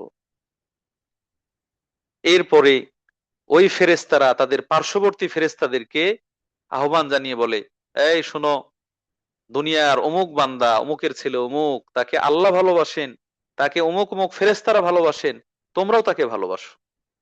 সুবহানাল্লাহ, সুবহানাল্লাহ। এইভাবে সর্বশেষ দুনিয়ার আসমানে যে সকল ফেরেশতা আছে, তারা জমিনের অধিবাসীদেরকে ডেকে ঘোষণা দিতে থাকেন, অমুকের ছেলে অমুককে আল্লাহ ভালোবাসেন, জিবরিল আলাইহিস সালাম সহ কাছাকাছি ফেরেশতারা ভালোবাসেন, আসমানের ফেরেশতারা ভালোবাসেন, অতএব জমিনের মানুষ তোমরাও তাকে ভালোবাসো। এরপরে মানুষের অন্তরে ওই ব্যক্তির প্রতি ভালোবাসা তৈরি হয়ে যায়, ওই ব্যক্তির প্রতি ভালোবাসা তৈরি হয়ে যায়। সুবহানাল্লাহ, আলহামদুলিল্লাহ, আল্লাহু আকবার। অতএব যারা দুনিয়ায় মানুষের ভালোবাসা পেতে চায়, ভালোবাসার প্রয়োজন অনুভব করে, তাদের আল্লাহমুখী হওয়া দরকার, আল্লাহর কাছে প্রিয় হওয়া দরকার। আল্লাহর কাছে প্রিয় হলে দুনিয়ার মানুষের কাছেও সে প্রিয় হবে। আলী রাদিয়াল্লাহু তাআলা আনহু, তার বিখ্যাত উক্তি, মান আসলাহা মা বাইনাল্লাহ ওয়া বাইনাহু আসলাহাল্লাহু মা বাইনাহু ওয়া বাইনান নাস। যে ব্যক্তি আল্লাহ আর বান্দার মাঝের সম্পর্ক সংশোধন করে নিতে পারে, আল্লাহর সাথে বান্দার সম্পর্ক খুব চমৎকার, মজবুত, গভীর। এই সম্পর্ক মজবুত গভীর কিভাবে হবে? আল্লাহর আনুগত্য করার মাধ্যমে, যে সকল কাজগুলো আল্লাহ করতে বলেছেন সেগুলো করার মাধ্যমে, যেগুলো থেকে বিরত থাকতে বলেছেন সেগুলো থেকে বেঁচে থাকার মাধ্যমে, যেগুলো করলে আল্লাহ খুশি হন সেই কাজগুলো বেশি বেশি করার মাধ্যমে। যে এই কাজগুলো করে আল্লাহর সাথে তার সম্পর্ক সুন্দর করতে পারবে, ভালো করতে পারবে, দুনিয়ার মানুষের সাথে ওই ব্যক্তির সম্পর্ক ঠিক করার দায়িত্ব আল্লাহর। আল্লাহ তাদের সম্পর্ক ঠিক করে দিবেন। সুবহানাল্লাহ, সুবহানাল্লাহ, সুবহানাল্লাহি ওয়া বিহামদিহি, সুবহানাল্লাহিল আযীম। আল্লাহ রাব্বুল আলামিন আপনি আমাদের সকলকে আপনার সাথে যে সম্পর্ক, প্রকাশ্য গোপন সকল প্রকার সম্পর্কগুলো সংশোধন করার, সুন্দর করার, মজবুত করার, গভীর করার তৌফিক দান করুন, এবং এর মাধ্যমে আপনি মানুষের সাথে আমাদের সম্পর্ককে সুন্দর করে দিন, উত্তম করে দিন। আমিন, আল্লাহুম্মা আমিন। প্রিয় উপস্থিতি, আমরা যেটা বলছিলাম যে নফল ইবাদতের মাধ্যমে বান্দা আল্লাহর মাহবুব হতে পারে, আল্লাহর প্রিয় বান্দায় পরিণত হতে পারে, এবং এর ফলশ্রুতিতে আল্লাহ রাব্বুল আলামিন ওই হাদিসে কুদসির মধ্যে বলছেন, ওয়ালা ইন সাআলানি লা উ'তিয়ান্নাহু ওয়ালা ইন ইসতাআযানি লা উ'ইযান্নাহু। বান্দা যদি নফল ইবাদত বেশি বেশি করে আমার আশেক হয়ে যায়, আমার মাহবুব হয়ে যায়, আমার প্রিয় বান্দায় পরিণত হতে পারে, তাহলে আমার কাছে যা চাইবে আমি তাকে তাই দিব, যা প্রার্থনা করবে আমি তাকে তাই দিব। সে যদি বিপদে পড়ে আমার কাছ থেকে মুক্তি পেতে চায়, আমি তাকে বিপদ থেকে উদ্ধার করব, পরিত্রাণ দিব। সম্মানিত উপস্থিতি, অতএব নফল ইবাদত এটা যদিও আবশ্যক নয়, অপরিহার্য নয়, কিন্তু গুরুত্বহীনও নয়, এটা ফেলনা নয়, অগ্রহণযোগ্য এরকম নয়, এটা গুরুত্ব দেওয়া দরকার। এর বাইরে নফল ইবাদতের আর অনেকগুলো গুরুত্বপূর্ণ দিক রয়েছে, যেমন এর সবগুলো অনেক অনেক অনেক সব। অনুরূপভাবে নফল ইবাদতের মাধ্যমে ফরজ ইবাদতকে সংরক্ষণ করা হয়, ইবাদতের সাথে সম্পৃক্ত থাকা যায়। সেগুলো আমরা ইতিপূর্বে আলোচনা করেছি, সময় হলে ভবিষ্যতে আলোচনা করার চেষ্টা করব। বাকি এখানে আমরা মোটামুটি যতটুকু জানলাম যে ফরজের পাশাপাশি নফল যেগুলো রয়েছে, ফরজ বাদ দেওয়ার সুযোগ নেই, নফল যেগুলো সেটাকেও অবহেলা করার সুযোগ নেই, বরং একজন পরকালের কল্যাণকামী, পরকালের উপকার প্রত্যাশী ব্যক্তি সব সময় চেষ্টা করবেন বেশি বেশি ইবাদত বন্দি করার মাধ্যমে আল্লাহ তাআলা নৈকট্য লাভ করতে। আর এই বেশি ইবাদত এটা ফরজের ক্ষেত্রে সম্ভব নয়, নফলের ক্ষেত্রে সুযোগ রয়েছে। আমরা নফল সালাতের যে ক্লাসিফিকেশন আছে সেগুলো নিয়ে বলছিলাম, যে নফল সালাত, নফল নামাজ বা সুন্নত নামাজ, হুম, এইগুলো প্রথমত দুই প্রকার। একটা হলো নির্ধারিত নফল, আর একটা হচ্ছে অনির্ধারিত নফল। নির্ধারিত নফল যেগুলো, এগুলোকে আমরা সুন্নত বলে থাকি। নির্ধারিত নফল যেটা, সেটাকে আমরা সুন্নত নামেও চিনি। যেমন নির্ধারিত নফলের মধ্যে রয়েছে 5 ওয়াক্ত ফরজ নামাজের আগে এবং পরে, 5 ওয়াক্ত ফরজ নামাজের আগে এবং পরে যেই নফলগুলো পড়া হয় এগুলোকে আমরা সুন্নত বলি, সুন্নাতে মুআক্কাদা, সুন্নাতুন মুআক্কাদাতুন, গুরুত্বপূর্ণ সুন্নাহ, গুরুত্বপূর্ণ সুন্নাহ। গুরুত্বপূর্ণ কেন? আল্লাহ রাসূল সাল্লাল্লাহু আলাইহি ওয়াসাল্লাম এইগুলো বেশিরভাগ সময় পড়তেন, বেশিরভাগ সময় এই সুন্নাহগুলো আদায় করতেন, ছাড়তেন না। তবে বিশেষ প্রয়োজনে এগুলো বাদ দিতেন, যেহেতু ফরজ নয় সেই হিসেবে বাদ দেওয়ার সুযোগ রয়েছে। এরকম নির্ধারিত নফলের মধ্যে হচ্ছে বা সুন্নতে মুআক্কাদার মধ্যে হচ্ছে 5 ওয়াক্ত নামাজের আগে পরে 12 রাকাত নামাজ আদায় করা, 12 রাকাত নামাজ আদায় করা, এটা হচ্ছে সুন্নাতে মুআক্কাদা। এই যে সুন্নত বলছি আমরা, সুন্নতটা কিন্তু নফলেরই প্রকার, নফলেরই অন্তর্ভুক্ত, কিন্তু এটা নির্ধারিত নফল, এই জন্য আমরা নাম দিয়েছি সুন্নাহ। এবং রাসূল ইসলাম যেহেতু বেশিরভাগ সময় আদায় করতেন, গুরুত্ব দিয়েছেন, এই জন্য এটা বলা হচ্ছে গুরুত্বপূর্ণ সুন্নাহ। এই সুন্নাহগুলো কি কি? এটা আমাদের অনেকের, সবারই জানা, অনেকের না, সবারই জানা আছে। সুন্নাহগুলো হচ্ছে জোহরের আগে 4 রাকাত, জোহরের পরে 2 রাকাত, জোহরের আগে 4 রাকাত, জোহরের পরে 2 রাকাত, মাগরিবের পরে 2 রাকাত, এশার পরে 2 রাকাত, আর ফজরের আগে 2 রাকাত। এই হচ্ছে মোট 12 রাকাত। জোহরের আগে 4, পরে 2, 6, মাগরিবের পরে 2, 8, এশার পরে 2, 10, আর ফজরের আগে 2, এই হচ্ছে 12 রাকাত। এই 12 রাকাত সুন্নাহ, এটা তো একদিকে আমরা জানছি যেটা সুন্নাহ, কিন্তু এটা যেমন সুন্নাতে মুআক্কাদা গুরুত্বপূর্ণ, অনুরূপ ভাবে এর ফজিলতও কিন্তু অনেক, এর ফজিলত অনেক। এই 12 রাকাতকে এক জায়গায় করে কিছু ফজিলত এসেছে। সহিহ মুসলিমের হাদিস, উম্মে হাবিবা রাদিয়াল্লাহু তাআলা আনহা থেকে বর্ণিত, রাসূল সাল্লাল্লাহু আলাইহি ওয়াসাল্লাম বলছেন, মা মিন আবদিন মুসলিমিন ইউসাল্লি লিল্লাহি কুল্লা ইয়াউমিন ইসনাতাই আশরাতা রাকাআতান তাতাওয়াআন গায়রা ফারিদাতিন ইল্লা বানাল্লাহু লাহু বাইতান ফিল জান্নাহ। যদি কোনো মুসলিম ব্যক্তি প্রতিদিন 12 রাকাত সালাত আদায় করে আল্লাহর সন্তুষ্টি লাভের জন্য, লিল্লাহ, আল্লাহর সন্তুষ্টি লাভের জন্য, এর বলছেন তাতাওয়ান, নফল হিসেবে, নফল হিসেবে, ফরজ হিসেবে নয়, গায়রা ফারিদাতিন, ফরজ নয়, বরং এটা নফল বা সুন্নত হিসেবে, ফরজের অতিরিক্ত হিসেবে এই 12 রাকাত পড়ে আল্লাহকে খুশি করার জন্য, আল্লাহ রাব্বুল আলামিন ইল্লা বানাল্লাহু লাহু বাইতান ফিল জান্নাহ, জান্নাতে তার জন্য একটি ঘর নির্মাণ করবেন। সুবহানাল্লাহ, সুবহানাল্লাহ। অনুরূপভাবে এই হাদিসটি তিরমিজিতেও এসেছে। 12 রাকাত কোনগুলো কোনগুলো? উম্মুল মুমিনিন আয়েশা রাদিয়াল্লাহু তাআলা আনহা থেকে বর্ণিত, তিনি বলছেন, রাসূল সাল্লাল্লাহু আলাইহি ওয়াসাল্লাম বলেছেন, মান সাবারা আলা 12 রাকাতান মিনাস সুন্নাহ যে ব্যক্তি 12 রাকাত সুন্নত সালাত পড়তে, নামাজ পড়তে ধৈর্য ধারণ করবে বা নিয়মিত পড়বে, বানাল্লাহু লাহু বাইতান ফিল জান্নাহ, আল্লাহ তার জন্য জান্নাতে ঘর নির্মাণ করবেন। আল্লাহ তার জন্য জান্নাতে ঘর নির্মাণ করবেন। সুবহানাল্লাহ। হ্যাঁ, প্রত্যেক দিন পড়লে যেন প্রত্যেক দিন একটা করে জান্নাতে ঘরের মালিক হবে। প্রত্যেক দিন একটা করে জান্নাতে ঘরের মালিক হবে। জান্নাতে ঘরের মালিক হওয়া আর জান্নাতের বাইরে থাকা এমনটা কি? তা কখনোই নয়। যে জান্নাতে ঘরের মালিক হবে সে জান্নাতি হবে ইনশাআল্লাহ। জান্নাতে তার ঘর আছে মানে সে জান্নাতি, জান্নাতে যাবে। তাহলে জান্নাত যাওয়ার মতো বা জান্নাতে ঘর লাভ করার মতো আমল হচ্ছে এই নির্ধারিত 12 রাকাত সুন্নাত নামাজ, সুন্নত সালাত। সেটাই আয়েশা রাদিয়াল্লাহু আনহা হাদিসে এসেছে 12 রাকাত কখন কখন, আরবাউ রাকাআতিন ক্বাবলা যুহরি ওয়া রাকাআতাইনি বা'দাহা, 4 রাকাত যোহর নামাজের আগে, যোহরের ফরজ নামাজের আগে, আর 2 রাকাত হচ্ছে যোহরের ফরজ নামাজের পরে। ওয়া রাকাআতাইনি বা'দাল মাগরিবি, আর 2 রাকাত হচ্ছে মাগরিবের নামাজের পরে, ফরজ নামাজের পরে। ওয়া রাকাআতাইনি বা'দাল ইশা, আর 2 রাকাত হচ্ছে এশার ফরজ নামাজের পরে। ওয়া রাকাআতাইনি ক্বাবলাল ফাজরি, এবং 2 রাকাত হচ্ছে ফজরের ফরজ নামাজের পূর্বে। এই 12 রাকাত।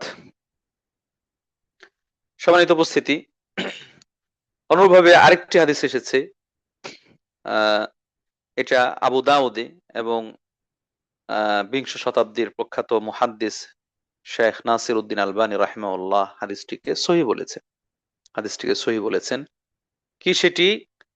মান হাফাযা আলা আরবা'i রাকাআতিন ক্বাবলা যুহরি ওয়া আরবাইন বা'দাহা হাররামা আলান নার, অথবা হুররিমা আলান নার। যে ব্যক্তি নিয়মিত যে ব্যক্তি নিয়মিত প্রায় বা বেশিরভাগ সময় জোহরের আগে 4 রাকাত পড়ে আর জোহরের পরে 4 রাকাত পড়ে। আমরা তো আগের হাদিসে পড়ে আসলাম, বা এটা প্রসিদ্ধ যে জোহরের আগে 4 রাকাত, পরে 2 রাকাত, তার জন্য ওই জান্নাতে ঘর লাভ করা। কিন্তু এটা আরেকটা ফজিলত যে জোহরের আগে 4 রাকাত পড়বে এবং জোহরের পরে 4 রাকাত পড়বে, 2 রাকাতের পরিবর্তে 4 রাকাত পড়বে। তাহলে আল্লাহ রাব্বুল আলামিন ওই ব্যক্তিকে জাহান্নামের উপর হারাম করে দিবেন, মানে ওই যে জাহান্নামে যাবে না। সুবহানাল্লাহ, নিশ্চয়তা পাওয়া যাচ্ছে, গ্যারান্টি যে আল্লাহ তাআলা তাকে জাহান্নামে দিবেন না, জাহান্নাম তার জন্য হারাম করে দিবেন, জাহান্নাম তার জন্য হারাম করে দিবেন। তাহলে এখানে আমরা ওই 12-র পাশাপাশি এখানে আরো অতিরিক্ত 2 রাকাত পেয়ে গেলাম, যার ফজিলত সম্পর্কে হাদিসে এসেছে। অনুরূপভাবে এই 12 রাকাত নির্ধারিত সুন্নত বা নফল নামাজ সম্পর্কে আলাদা আলাদা নামাজগুলো সম্পর্কে এসেছে সহিহ মুসলিমের হাদিস। আল্লাহ নবী সাল্লাল্লাহু আলাইহি ওয়াসাল্লাম বলছেন, রাকাআতা আল ফাজরি খায়রুম মিনাদ দুনিয়া ওয়া মা ফিহা। ফজরের 2 রাকাত সুন্নাহ, ফজরের 2 রাকাত সুন্নত নামাজ, যেটা ফজরের আগে পড়া হয়। আমরা পরে আসছি, যদি কেউ আগে না পড়তে পারে তাহলে পরেও পড়ার সুযোগ রয়েছে। তো এই 2 রাকাত নামাজ, এটা ফজিলতের দিক থেকে দুনিয়া এবং দুনিয়াতে যা কিছু আছে তার থেকে দামি এবং মূল্যবান। সুবহানাল্লাহ, সুবহানাল্লাহ, সুবহানাল্লাহ ওয়া বিহামদিহি সুবহানাল্লাহিল আযীম। দুনিয়া এবং দুনিয়াতে যা কিছু আছে এর থেকেও দামি এই ফজরের 2 রাকাত সুন্নত নামাজ, ফজরের 2 রাকাত সুন্নত নামাজ। সুবহানাল্লাহ। আমরা এর আগে আপনাদের দৃষ্টি আকর্ষণ করে একটু বিশ্লেষণ করেছিলাম, আবার সেই বিশ্লেষণটা একটু মনে করিয়ে দিতে চাই। মনে করুন, এই যে দুনিয়া বা পৃথিবী একটা গ্রহ বলছি আমরা, পৃথিবীর দাম কত, পৃথিবীর মূল্য কত, এটাই কখনো আমরা চিন্তা করেছি যে পৃথিবী তার দাম বা মূল্য, প্রাইস, এটা কত? একটু আমরা অনুমান করার চেষ্টা করি। এই যে আমাদের বাংলাদেশের বিভিন্ন এলাকা রয়েছে, আমরা রাজধানী দিয়ে ধরলাম, বাংলাদেশের রাজধানী ঢাকা শহরে কেউ যদি ঢাকা শহরের ভিতরে 1% জায়গা কিনতে চায়, তাহলে এখন 2-2.5 লাখ টাকা, 2-2.5 কোটি টাকার নিচে পাবে না। 1% হয়তো মানে কোথাও 2-2.5 লাখ টাকা হতে পারে ঢাকা শহরের ভিতরে, একেবারে কোনো ওই নালা নর্দমা তার উপরে। বাকি মোটামুটি যেগুলো পরিচিত জায়গা, এগুলো 2-2.5 কোটি টাকার নিচে হবে না।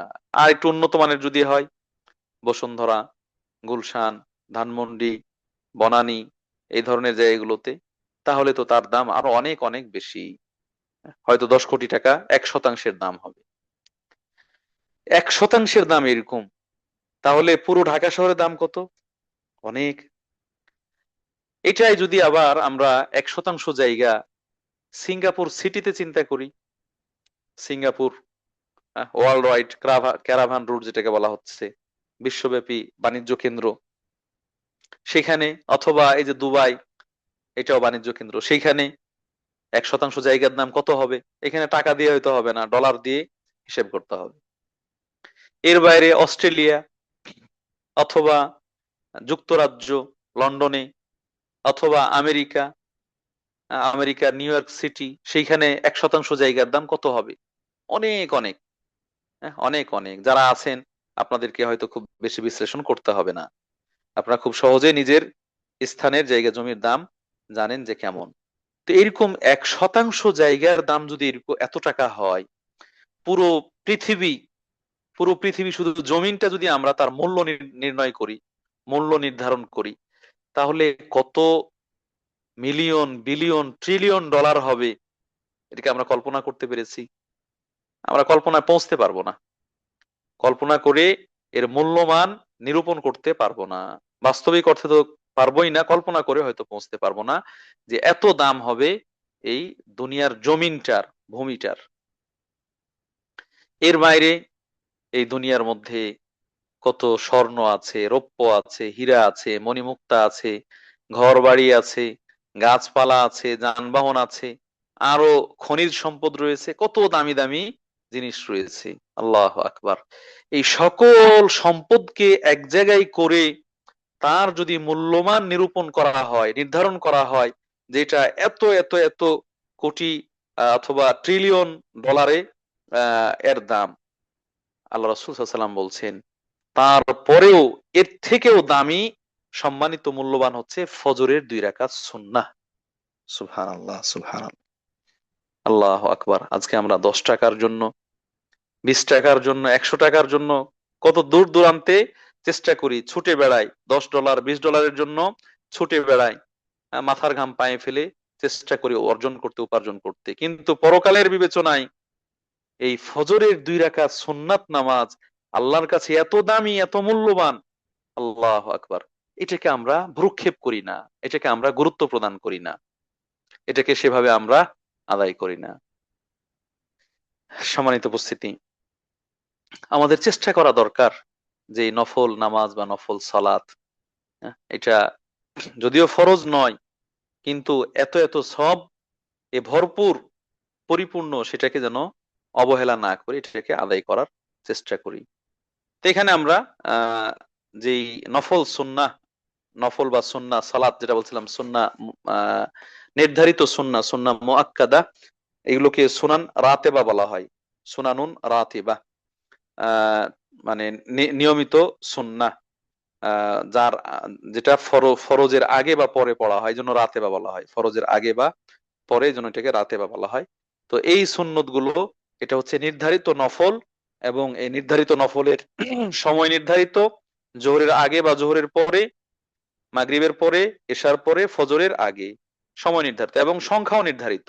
জোহরের আগে 4 রাকাত, পরে 2 রাকাত, মাগরিবের পরে 2 রাকাত, এশার পরে 2 রাকাত, ফজরের আগে 2 রাকাত। এগুলো ফরজ নয়, এগুলো নফল, তবে সওয়াব অনেক। এরকম নির্ধারিত নফল আরো রয়েছে, নির্ধারিত নফল, যেমন সালাতুল উইতর, যেমন সালাতুল উইতর, উইতরের সালাত, এটা কেউ কেউ কেউ সুন্নাতে মুআক্কাদা বলেছেন, কেউ কেউ ওয়াজিব পর্যন্ত বলেছেন, এটাকে ওয়াজিব বলেছেন। হানাফি মাযহাবে এটা ওয়াজিব, মানে বাদ দেওয়ার সুযোগ নেই। তো এটা সুন্নাতে মুআক্কাদা, বিতরের সালাত। হ্যাঁ, উইতর মানে হচ্ছে বেজোড়, উইতর মানে বেজোড়। এর আগে কিছুদিন আগে আমরা জিজ্ঞাসার উত্তর দিয়েছি, উইতর মানে বেজোড়। আল্লাহ তাআলা বলছেন যে ইন্নাল্লাহা উইতরুন ইউহিব্বুল উইতরা, আল্লাহ তাআলা তিনি বেজোড়, আল্লাহ এক, অদ্বিতীয়, তার ডাবল কেউই নেই, তার সমকক্ষ কেউ নেই, তার প্রতিদ্বন্দ্বী কেউ নেই। তো আল্লাহ যেমন বেজোড়, একক, এরকম আল্লাহ বেজোড় সংখ্যাকে পছন্দ করেন। এই জন্য ইসলামের অনেক বিধানের ক্ষেত্রে আল্লাহ রাসূল সাল্লাল্লাহু আলাইহি ওয়াসাল্লাম বেজোড় সংখ্যক কি করেছেন, নির্ধারণ করেছেন, বেজোড় সংখ্যক। যেমন ঈদের দিন ঈদ উল ফিতরে মিষ্টি খেজুর খেয়ে যেতেন আল্লাহ রাসূল বেজোড় সংখ্যক। তারপরে ঢিলা কলুপ ইত্যাদি সেগুলো ব্যবহার করেছেন বেজোড় সংখ্যক। এইভাবে তাসবিহ তাহলিল এগুলো বেজোড় সংখ্যক, 33 33 33। হ্যাঁ, এইভাবে অনেক ক্ষেত্রে বেজোড়ের ব্যবহার রয়েছে। তো অবিতের হচ্ছে বেজোড় সংখ্যক। এই বিতিরের সর্বনিম্ন সংখ্যা হচ্ছে 1 রাকাত। সর্বনিম্ন হচ্ছে 1 রাকাত। আর সর্বোচ্চ সংখ্যা আমরা হাদিস অনুযায়ী 11 রাকাত পর্যন্ত পেয়ে থাকি। সর্বোচ্চ 11 রাকাত, মধ্যেও রয়েছে 3 রাকাত, 5 রাকাত, 7 রাকাত, 9 রাকাত এবং সর্বোচ্চ বললাম 11 রাকাত। এগুলোর যে কোনো একটা সংখ্যায় উইতির পড়া যায়, হাদিস দ্বারা অনুমোদিত। এই উইতিরের নামাজ এটা হচ্ছে নির্ধারিত নফল, এটাও নির্ধারিত নফল। এটা অনেক ফজিলতপূর্ণ। প্রথমত আল্লাহ রাসূল সাল্লাল্লাহু আলাইহি ওয়াসাল্লাম এটা বাদ দিতেন না, বেশি বেশি মানে নিয়মিত আদায় করার চেষ্টা করতেন। এমনকি সফরের ক্ষেত্রেও যেন বাদ না যায় সেরকমই চেষ্টা করতেন। শুধু হজ্জের যে সফর আরাফার মাঠে মুজদালিফার মাঠে সেই জায়গায় তিনি পড়েননি, কোন কোন বর্ণনা এসে সেই জায়গায় পড়েছেন। তো এর বাইরে বেশিরভাগ সময় তিনি পড়তেন। এবং এর ফজিলতের ব্যাপারে বলছেন যে এটা যেন লাল উটের থেকেও আল্লাহর কাছে অধিক দামি। এই ভিতরের সালাদটা যেন আরবদের কাছে যে মূল্যবান সম্পদ ছিল লাল উট, তার থেকেও অনেক দামি হিসেবে আখ্যায়িত করা হয়েছে এই ভিতরের সালাদটাকে। এবং আল্লাহ রাসূল সাল্লাল্লাহু আলাইহি ওয়াসাল্লাম নির্দেশ দিয়েছেন যারা শেষ রাতে জেগে সালাত পড়ে তারা যেন ভিতরের সালাত আদায় করে। অনুরূপভাবে আবু হুরায়রা রাদিয়াল্লাহু তাআলা আনহু তিনি বলছেন যে আওসানি খালিলি বিসালাতিন, আমার বন্ধু রাসূলুল্লাহ সাল্লাল্লাহু আলাইহি ওয়াসাল্লাম আমাকে 3টি বিষয়ে বিশেষভাবে নির্দেশনা দিয়েছেন। এর মধ্যে হচ্ছে ওয়ান উতিরা কাবলান আনাম, আমি যেন ঘুমানোর আগেই ভিতরের সালাত পড়ে ঘুমাই।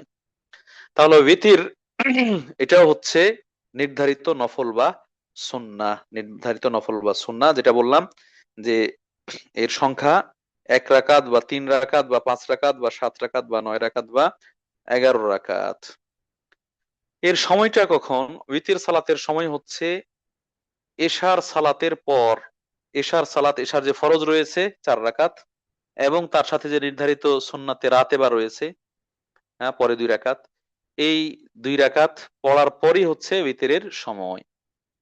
এর উইতিরের সময় মানে এই তখন থেকে নিয়ে উইতির পড়তে পারবে। তখন থেকে কখন পর্যন্ত? ফজর উদিত হওয়ার আগ পর্যন্ত। ফজর উদিত হওয়ার আগ পর্যন্ত, ফজর সালাতের যে সময় হয় আজান দিয়ে দেয়, ফজর উদিত হয়ে তার আগ পর্যন্ত এই সময়ের মধ্যে উইতির পড়লেই হবে, এর বাইরে উইতিরের সময় নেই। এগুলোর সাথে সংশ্লিষ্ট অনেক মাসালা রয়েছে যেগুলো হয়তো জিজ্ঞাসার মধ্যে উত্তর আসবে, অথবা আপনারা অনেকগুলো জানেন যেটা কি কোন পদ্ধতিতে পড়বো, কারো যদি ছুটে যায় তাহলে পরে পড়তে পারবো কিনা, ঘুমানোর আগেই পড়তে হবে, ঘুম থেকে উঠে পড়তে পারবো কিনা, তাহাজ্জুদ পড়তে চাইলে কিভাবে, এগুলো নিয়ম কানুন আপনারা আগের থেকে জানেন। অথবা না জানা থাকলে জিজ্ঞাসা করলে আমরা সেগুলো বলবো ইনশাআল্লাহ। আমরা যেটা বলতে চাচ্ছি যে ফরজের পাশাপাশি আরো যে সুন্নত এবং নফল ইবাদত গুলো রয়েছে, সেই সুন্নত এবং নফল ইবাদত গুলোর পরিচয় এবং সেগুলোর সংখ্যা আর আহ কিছু ফজিলত। ফরজ এর পাশাপাশি নির্ধারিত সুন্নত নফলের মধ্যে অনেকেই ঈদের সালাতকে আখ্যায়িত করেছেন। ঈদ উল ফিতর, ঈদ উল আজহা, ঈদ উল ফিতরের 2 রাকাত, ঈদ উল আজহার 2 রাকাত, এগুলোকেও নির্ধারিত সুন্নত হিসেবে আখ্যায়িত করেছেন। নির্ধারিত সুন্নত হিসেবে আখ্যায়িত করেছেন এগুলো। নির্ধারিত সুন্নতের মাঝে আরো আছে চাশতের, চাশতের নামাজ। হ্যাঁ, চাশতের নামাজ, চাশত যেটাকে আমরা সালাতুজ জুহা বলি, হ্যাঁ, সালাতুদ দুহা, এই জুহা বা চাশতের নামাজ, প্রভাত বা পূর্বাহ্নের নামাজ। এখানেও কিছু ক্লাসিফিকেশন আছে, যদিও এটা নির্ধারিত সুন্নাহ। নির্ধারিত সুন্নাহ, এর সর্বনিম্ন রাকাত সংখ্যা হচ্ছে 2 আর সর্বোচ্চ হচ্ছে 12। সর্বোচ্চ 2 রাকাত, সর্বনিম্ন 2 রাকাত আর সর্বোচ্চ হচ্ছে 12 রাকাত। আল্লাহ রাসূল সাল্লাল্লাহু আলাইহি ওয়াসাল্লাম এই চাশতের সালাত পড়েছেন। এখানে ভাগ করা হয়েছে, আমভাবে ঢালাভাবে বলা হয়েছে সালাতুদ দুহা, আবার ভাগ রয়েছে সালাতুল ইশরাক, আবার ভাগ করা হয়েছে সালাতুল আওয়াবিন। সালাতুল আওয়াবিন মানে সূর্য উঠে যাওয়ার পর থেকে নিষিদ্ধ সময় যখন শেষ হয়ে যায়, সূর্য ওঠা শুরু করার পর থেকে প্রায় 15 থেকে 20 মিনিট, এরপর থেকে নিয়ে সূর্য মাঝ আকাশে যাওয়ার আগ পর্যন্ত, জোহরের সময় হওয়ার আগ পর্যন্ত এই যে সময়, এই সময়টাতে যে নামাজগুলো পড়া হয়, এই নামাজগুলোকে এক কথায় বলা হয় সালাতুজ জুহা, সালাতুজ জুহা বা চাশতের নামাজ। আর যখন ভাগ করা হয়েছে যে সূর্য ওঠার পরপরই যে 2 রাকাত পড়া হয়, এটা হচ্ছে সালাতুল ইশরাক। হ্যাঁ, সূর্য উদিত হওয়ার সালাত, মানে সূর্য ওঠার পরে যে সালাত পড়তে হয়।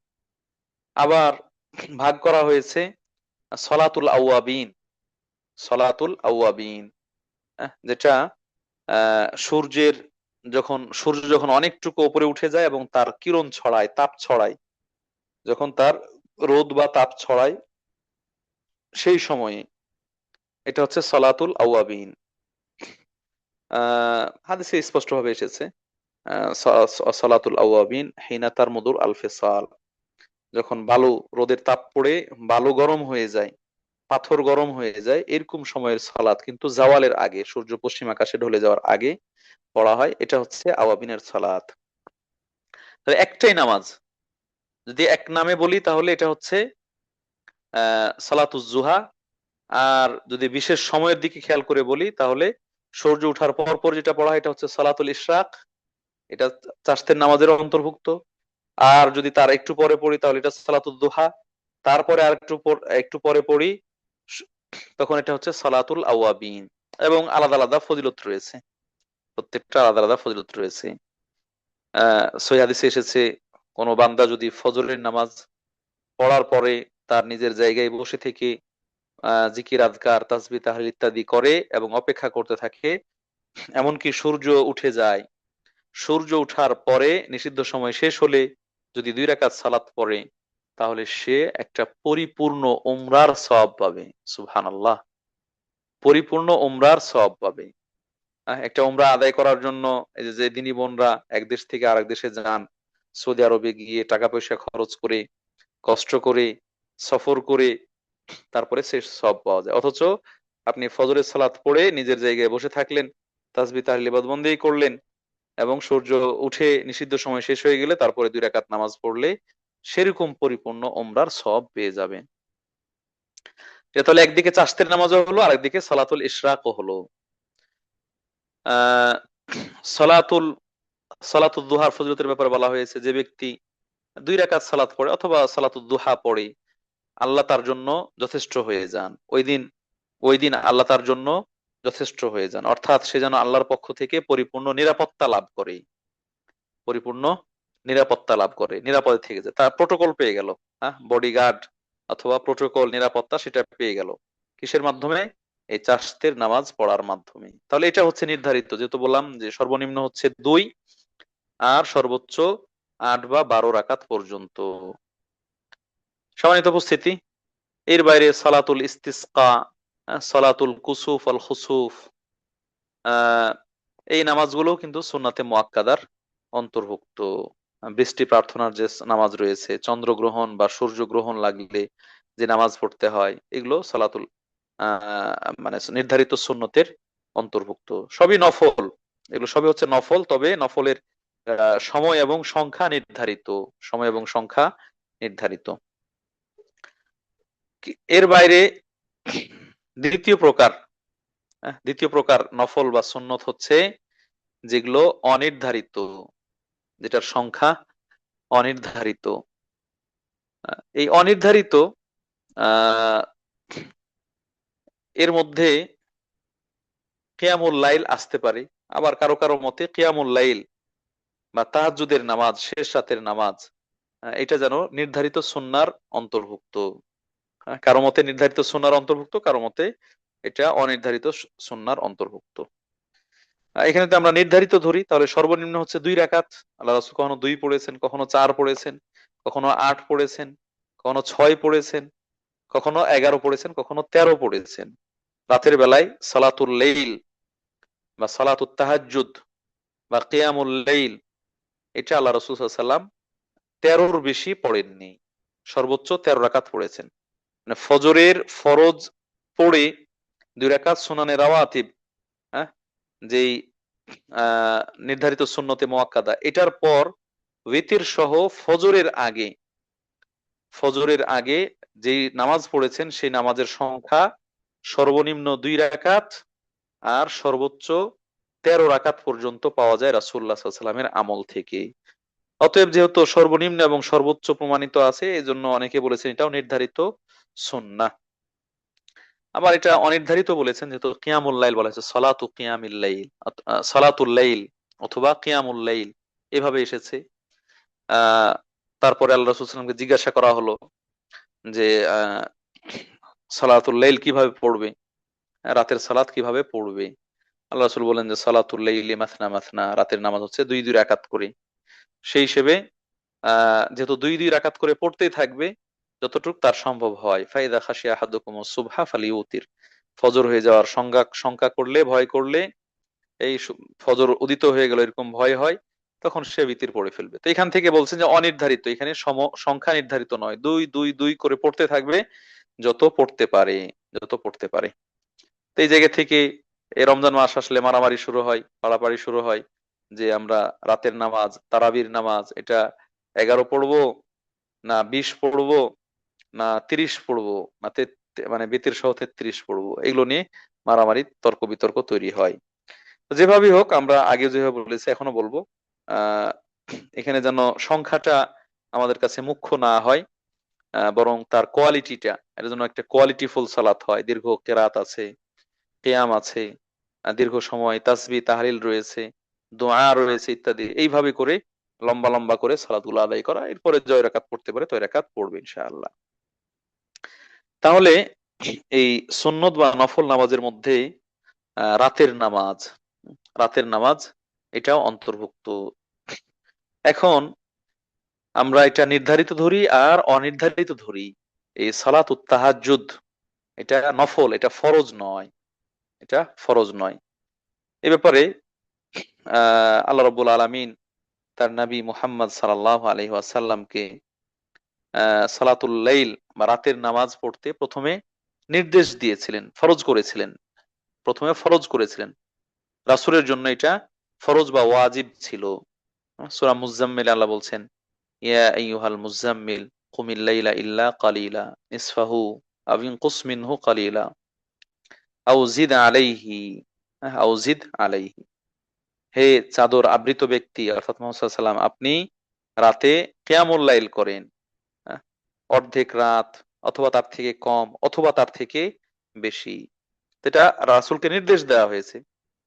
পরবর্তীতে আল্লাহ রাব্বুল আলামিন এই রাসূলের উপর যে ফরজ ছিল বা ওয়াজিব ছিল সেটাকে হালকা করে দিয়েছে, সেটা হালকা করেছেন সূরা ইসরা, বানি ইসরাইলের 79 নম্বর আয়াত নাজিল করে। এখানে বলছেন অমিনাল লাইলি ফাতাহাজ্জাদ বিহি নাফিলাতান লাক, হে নবী আপনি রাতের বেলায় তাহাজ্জুদের সালাত পড়েন, তাহাজ্জুদের নামাজ পড়েন, এটা আপনার জন্য নফল, এটা আপনার জন্য নফল, এটা আর আবশ্যক নয়, ফরজ নয়।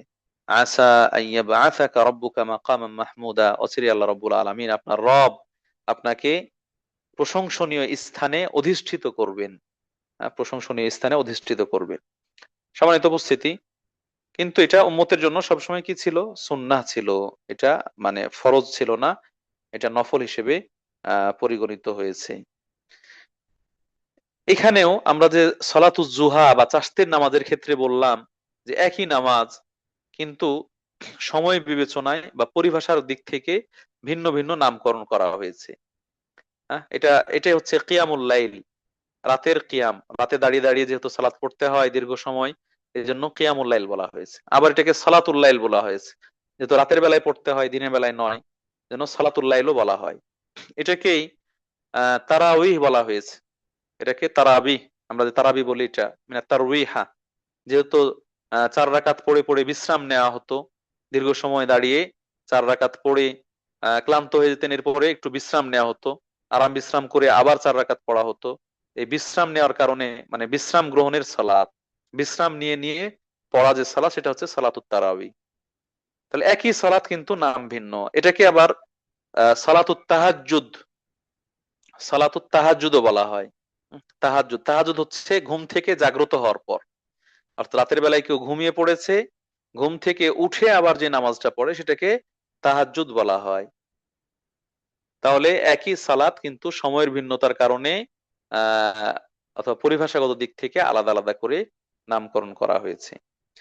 প্রিয় দিনী ভাই বোনেরা, এই সালাতুল লাইল বা রাতের নামাজ, যদি এটি নফল নামাজ, কিন্তু একজন খালেস মুমিন, একজন পরহেজগার মুমিন ও মুসলিম, নারী হোক বা পুরুষ হোক, তার জন্য আল্লাহর সাথে গভীর সম্পর্ক স্থাপনের, আল্লাহর কাছে নিজের প্রয়োজন পূরণ করার, আল্লাহর কাছে সন্তুষ্টি লাভ করার, পুরস্কারগুলো পাওয়ার অনেক বড় একটা মাধ্যম, সুবর্ণ একটা সুযোগ।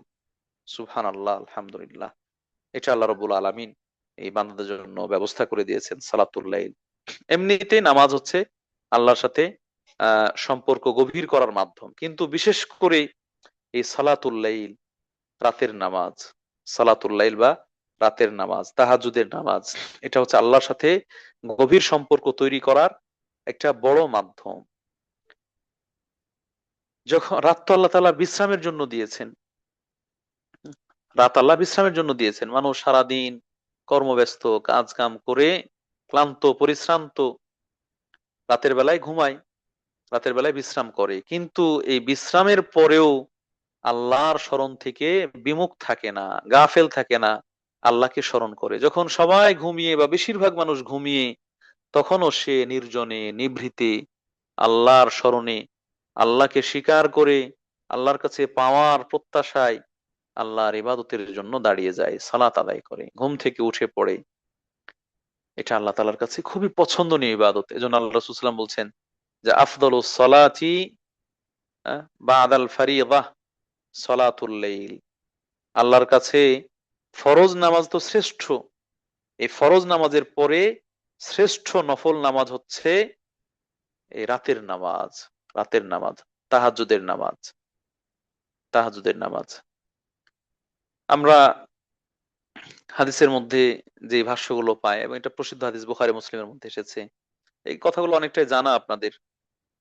আবু হুরায়রা রাদিয়াল্লাহু তাআলা আনহু বলছেন, রাসূলুল্লাহ সাল্লাল্লাহু আলাইহি ওয়াসাল্লাম বলেছেন, আল্লাহ রাব্বুল আলামিন প্রত্যেক রাতে যখন এক তৃতীয়াংশ বাকি থাকে, কোন কোন হাদিসে দুই তৃতীয়াংশের কথা বলা হয়েছে, মানে মাঝের তৃতীয়াংশ, কোন হাদিসে প্রথম তৃতীয়াংশ এর কথা বলা হয়েছে, তবে বেশিরভাগ হাদিসে এসেছে শেষ তৃতীয়াংশ, রাতকে তিন ভাগে ভাগ করার পর সূর্য ডুবা থেকে নিয়ে ফজর উদিত হওয়া পর্যন্ত এই সময়টাকে তিন ভাগে ভাগ করার পর যখন শেষ ভাগটা বাকি থাকে, এই সময়টাতে, এই সময়টা অনেকের সুবিধার্থে আমরা এর আগে একবার হিসাব কষেছিলাম, একটু যদি হিসাবটা কষি, এখন এখন মোটামুটি আমার এইখানে ঠাকুরগাঁই, বাংলাদেশের এই উত্তরবঙ্গে সন্ধ্যা হচ্ছে 6:30, এই 6টা 28 বা 27 এরকম, 6:30 ধরলাম।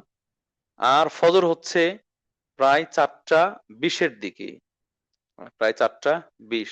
তো এখানে যদি আমরা একটু হিসাবের সুবিধার্থে 4:30 ধরে নিই, 6:30 থেকে 4:30, 6:30 থেকে 12টা, এদিকে হচ্ছে 5.5 ঘন্টা, সরি, এখানে হচ্ছে 6:30, জি 5.5 ঘন্টা।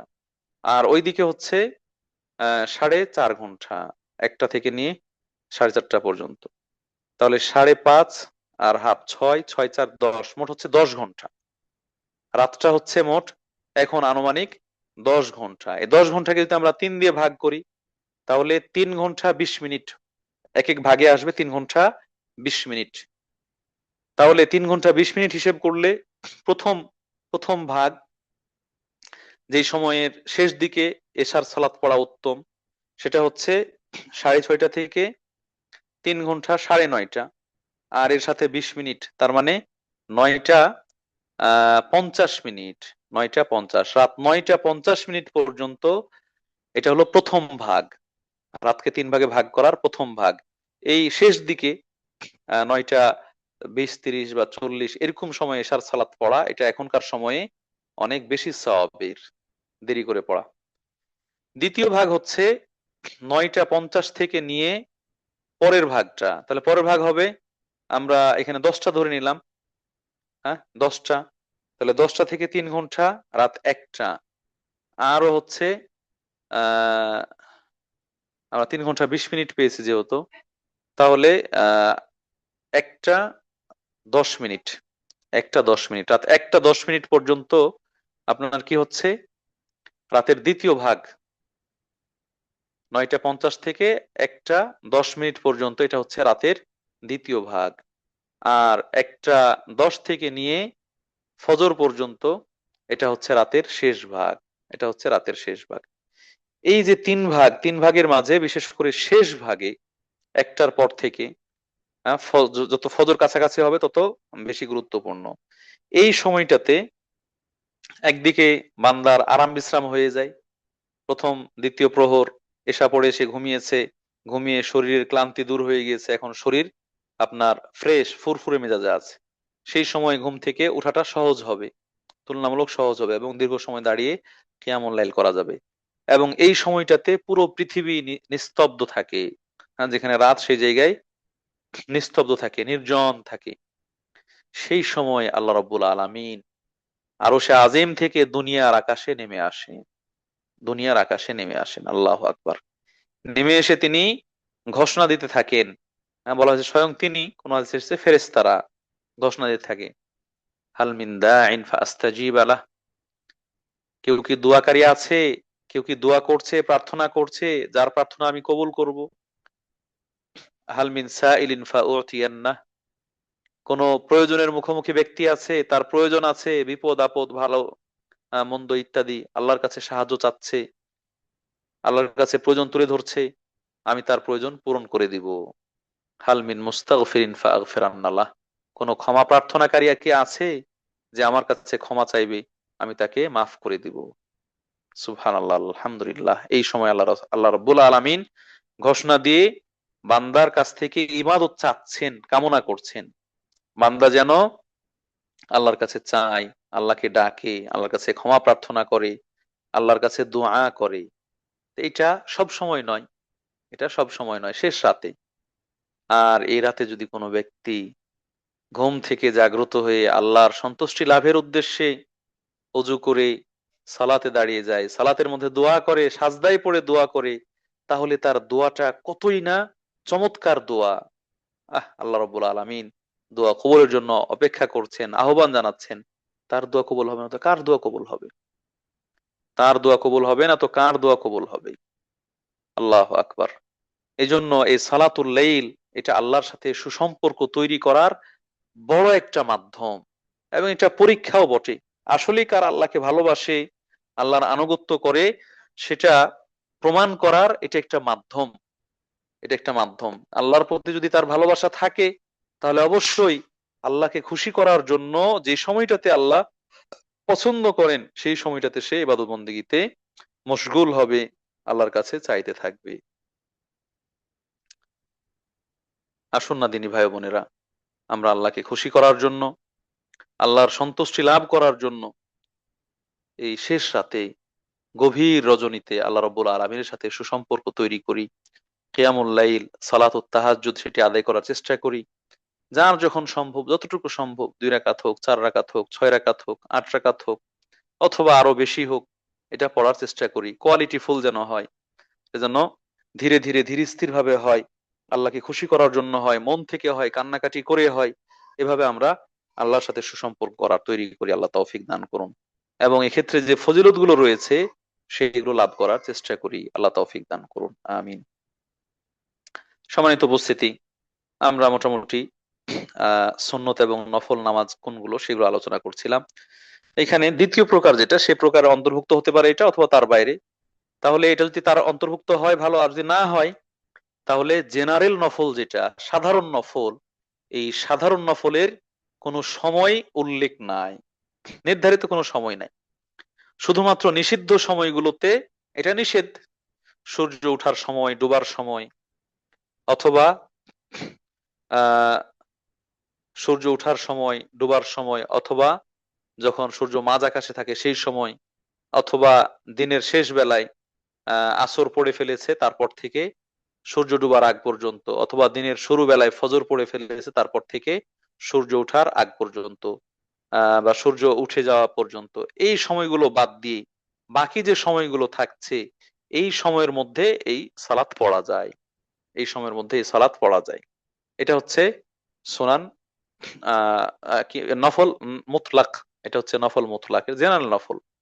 এর নির্দিষ্ট রাকাত সংখ্যা নেই, সর্বনিম্ন 2 রাকাত, উপরে যা পড়তে পারে। একজন মানুষ মনে করুন আহ মাগরিবের সালাত পড়ে ফেলেছেন, সুন্নত পড়া হয়ে গেছে, এখন আর কাজ কাম নাই, সারাদিন কাজ কাম করেছেন, এখন ফ্রি, অবসরে আছেন, কিছু কোরআন তেলাওয়াত করলেন, দোয়া জিকির আজকার ইত্যাদি করলেন, তারপরও সময় পার হচ্ছে না, তিনি এসা পড়ে একবারেই হয়তো খাওয়া দাওয়া করে ঘুমাবেন। এই বসে না থেকে তিনি মন চাইলো যে 2 রাকাত সালাত পড়ি, আরো 2 রাকাত পড়ি, আরো 2 রাকাত পড়ি, এইভাবে তিনি পড়তে থাকলেন। এটা হচ্ছে জেনারেল নফল। যদি পড়েন তাহলে সওয়াব পাবেন, না পড়লে কোনো সমস্যা নেই। এটা হচ্ছে সাধারণ নফল। কেউ জোহরের নামাজ পড়েছেন, জোহরের আগে সুন্নত পড়েছেন, ফরজ পড়লেন, পরে পড়লেন, এরপরে অবসর সময়, লম্বা সময় কাজ কাম নাই, বসে না থেকে আল্লাহর সন্তুষ্টির জন্য নামাজ পড়ি, এই 2 রাকাত, 4 রাকাত, 6 রাকাত যতটুকু পড়লেন, পড়তে থাকলেন। এটা এটা হচ্ছে নফল, সাধারণ নফল। এটা হচ্ছে সাধারণ নফল।